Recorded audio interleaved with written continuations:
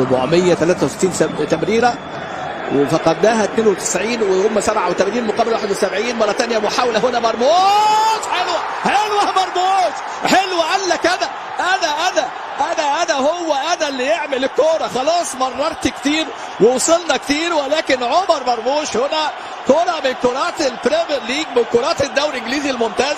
حارس المرمى واشنطن اروبي، المهارات الفرديه تعيد مصر الى المباراه، وعمر مرموش يسجل هدف التعادل في اللقاء في الدقيقه 63.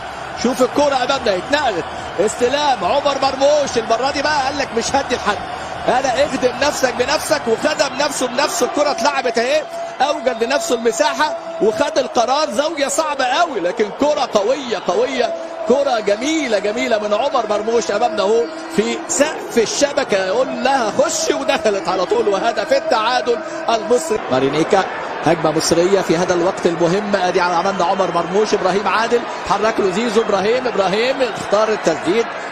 قرارات مهمه قوي في هذه الكرات. مره ثانيه مصطفى، استلام صلاح،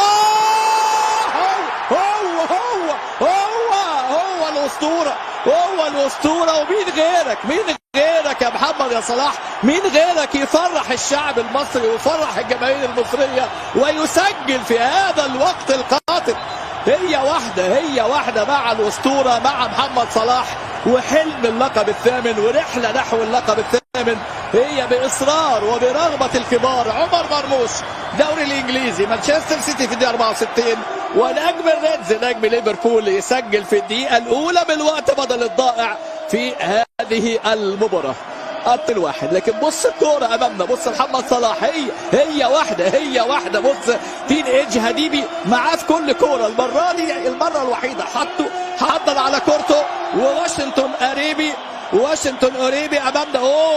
وضعها في أريبي، وضعها امامنا. يا عيني على محمد صلاح، ولمسه محمد صلاح يضع هدفه الثامن هدف لهذا النجم الكبير، للنجم محمد صلاح في البطولات الافريقيه. سيبك من الارقام، وهدفه الدولي اللي بيضعه رقم 64 على بعد 5 أهداف منك يا عميد، على بعد. لكن اعاد الحياه واصبح عنده 8 أهداف، نفس رصيد احمد حسن. لكن حسن الشاذلي 12، حسام حسن 11، احمد حسن